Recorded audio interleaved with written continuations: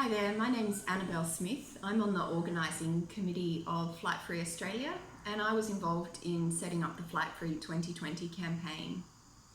I would have loved to be there for this Flight Free event in Melbourne tonight, but I'm based in Queensland and I only recently made the 2-day journey by train to Melbourne and I couldn't get back there so soon. But I wanted just to tell you a bit about why we as a group focus on aviation emissions and why this problem is important to me personally. I mean, don't we have more important problems to worry about, like stopping new coal mines and addressing the bushfire crisis?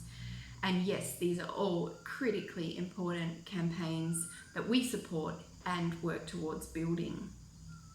But if we are to truly secure a stable climate for the future, and that means limiting warming to no more than 1.5 degrees above pre-industrial levels, and if we are to do this equitably so that every person in the world was allocated a fair carbon budget, we would have to be living at around 2 tonnes of carbon emissions per person per year. On average, Australians currently emit around 15 tonnes of carbon per person per year. This places us only after Saudi Arabia, the US and Canada in terms of our per capita emissions. So the reason I think we need a strong and continued movement to address aviation emissions is that I don't feel like we're ready for the changes that need to happen to address the climate emergency. In theory, we can replace our cars with EVs.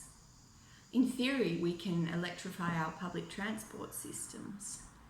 And in theory, we could be running all of our household energy on renewables. And Australia could even be an exporter of renewable energy to our neighbours.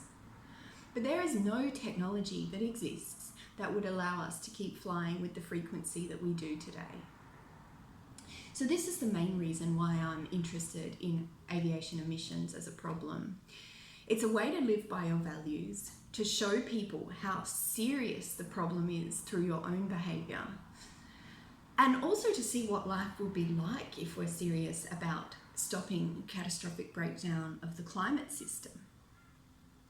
And a secondary reason is that I'm sure anyone who's been involved in climate activism would know that feeling of hopelessness, of fighting against something that is so big and powerful, and that is the alliance between the fossil fuel industry and government, that sometimes it seems impossible.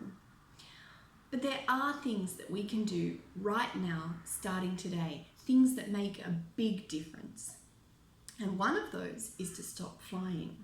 You can halve your emissions or more by refusing to fly. So I really hope you find this Flight Free event useful. I encourage you to sign up to the Flight Free 2020 campaign, have many good conversations with your friends and colleagues about your choice, and help us spread the word. Thank you.